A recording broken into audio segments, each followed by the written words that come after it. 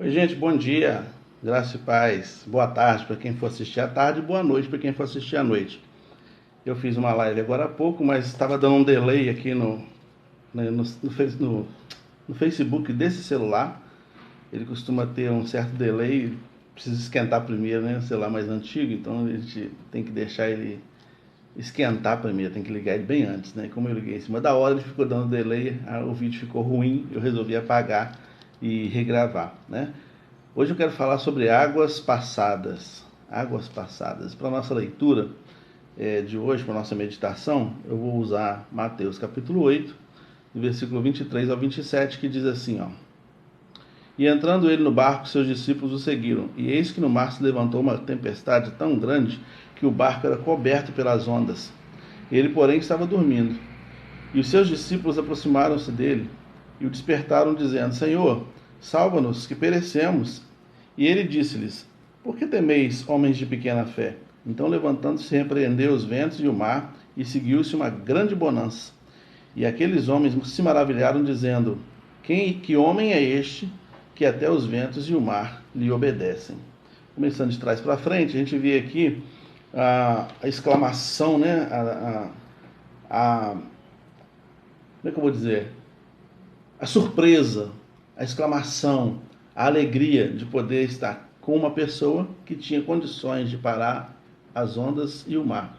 Podia parar a tempestade, podia parar tudo, né? Bom, eles estavam atravessando o lago de Genezaré, né, ou Mar da Galileia, também conhecido assim, ou o Lago de Tiberíades. Estavam atravessando ali, Jesus estava na embarcação com eles, parecia uma experiência muito boa, porque você fazer viagens com Jesus certamente é uma viagem muito boa, ainda mais com um homem desse que tinha condições e poder para parar as tempestades, né? Parar as ondas. Então eles estavam muito animados nessa viagem até que uma tragédia aconteceu, né? Aconteceu uma tragédia, mesmo Jesus estando no barco. Às vezes a gente acha que as tragédias não acontecem conosco, porque a gente está caminhando com Jesus. Às vezes a gente acha que existe um protecionismo cego, né? Onde a gente está dentro de uma redoma. A gente viu essa semana passada aí uma pessoa que acabou abusando de uma senhora e duas filhas, né? E essas pessoas eram da Assembleia de Deus. Então, e vez por outra a gente vê pessoas que vão no monte às vezes orar e são assaltadas, são assassinadas, como a cantora foi assassinada recentemente. Então, infelizmente, não existe aquilo que a gente gostaria que existisse, que é um protecionismo cego, né? Não, estamos no mundo sujeitos às coisas que acontecem no mundo. E muitas coisas que acontecem no mundo, acontecem na nossa vida, ao longo da nossa história, têm o poder de deixar um pouco dessa tragédia ainda guardado dentro da gente. Quando eles chegaram no outra margem do rio, não era só deixar o barco lá e tomar conta da vida, não, eles tinham que tirar o resto da água lá de dentro. Eles tinham que pegar os baldes, sei lá que tipo de balde que eles usavam na época, mas eles tinham que usar essa ferramenta para escoar, tirar essa água de dentro daquela embarcação, que certamente era uma embarcação grande, não era um barquinho pequeno.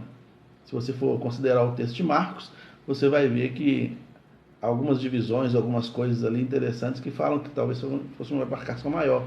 Então tinha muita água daquela tempestade, muita lembrança daquela tempestade. Existem lembranças de tempestades que nós passamos que ainda estão no nosso coração. E a gente precisa pegar o balde da fé e retirar. Porque senão, toda vez que a gente olhar para essa água que está parada ali, e água parada dá bicho, toda vez que a gente olhar para essa água parada ali, essa água passada, essa água do desespero, essa água do medo, porque eles corriam o risco de perder a vida. E quando a gente tem uma situação assim que a gente corre muito risco, deixa traumas, deixa impressões profundas na alma, deixa mancha, deixa marcas profundas em nós, né? E aí, quando você passa 10, 15, 20, 30 anos e lembra daquilo, você tem os mesmos sentimentos, as mesmas emoções ainda, né? O coração ainda acelera, a mão ainda fica suando, a insônia ainda acontece, uma crise de ansiedade às vezes se instala por causa de um trauma lá de trás que foi mal elaborado. No dia 5 de novembro de 2023, ou seja, há menos de um mês atrás, fez 8 anos da tragédia da cidade de Mariana, aquela cidade que foi lavada, entre aspas, né, por lamas e destruiu tudo. 8 anos, ainda tem marcas lá, ainda tem vegetação retorcida por causa da passagem dessa lama, ainda tem mancha nas paredes da altura em que a lama pegou, ainda tem vestígios. lugares que são praticamente lugares fantasmas por causa da lama que passou ali.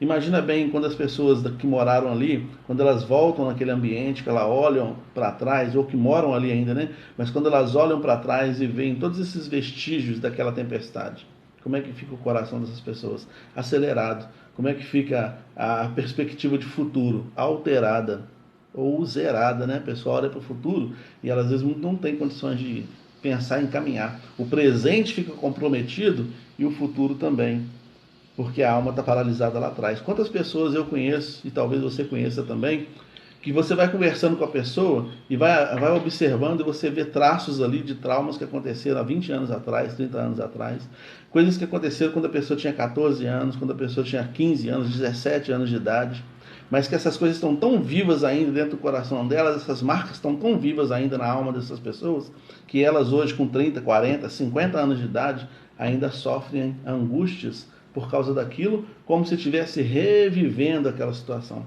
como se estivesse vivendo de novo aquela situação, né? Há um ditado antigo que um colega meu falava, que ele dizia assim, que relembrar o passado é sofrer duas vezes. E às vezes é isso mesmo, a gente sofre 2, 3, 10, 50 vezes. Toda vez que a gente lembra, de fato, a ansiedade vem, a angústia vem, o coração dispara, e a gente precisa resolver isso. Porque senão a nossa vida fica paralisada. Tem muitas pessoas que estão com a vida paralisada hoje, com 35, por causa de trauma que aconteceu quando eu tinha 14.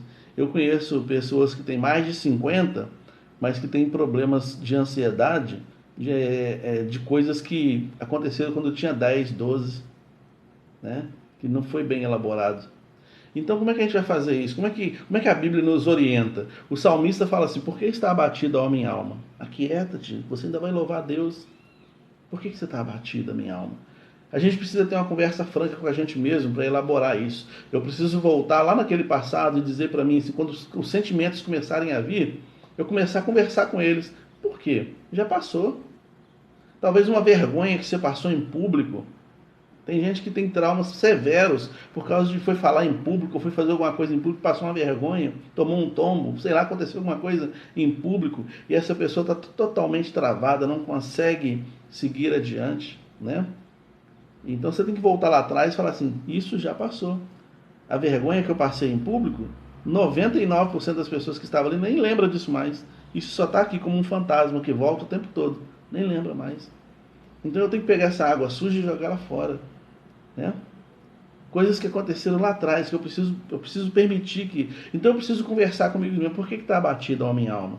Isso já passou. Foi um momento difícil, a minha vida ficou em risco mesmo. A gente estava no mar, a água, o versículo 24 fala, as águas cobriam a embarcação.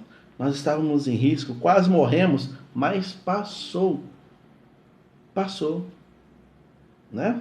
Então, eu preciso tentar reelaborar essas questões, né? Eu preciso conversar com essas, ter um diálogo franco comigo mesmo com essas questões do meu passado, com a minha alma, para tentar elaborar isso, para minimizar os impactos dessas emoções, porque essas emoções muitas vezes vêm muito forte.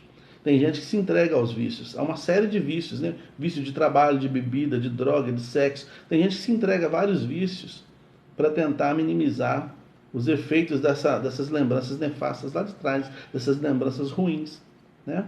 Então, eu preciso minimizar os efeitos desses sentimentos, né, ruins que surgem, né? A vida hoje, a vida presente e a vida futura, que precisam ser vividas. Não dá para ficar vivendo lá no passado, né? Eu preciso acordar Jesus, eu preciso voltar lá no passado com Jesus. Preciso voltar com Ele lá. Senhor, me ajuda. Você consegue fazer esse exercício? Sério mesmo, é necessário fazer esse exercício. De tentar fazer uma digressão, voltar com Jesus lá atrás, voltar com Deus lá no passado, lá naquele momento em que tudo aconteceu, em que o trauma foi gerado, e enxergar Jesus naquela situação e falar: Senhor, é esse ponto que eu preciso de cura. É nesse ponto aqui que eu estou precisando ser curado pelo Senhor.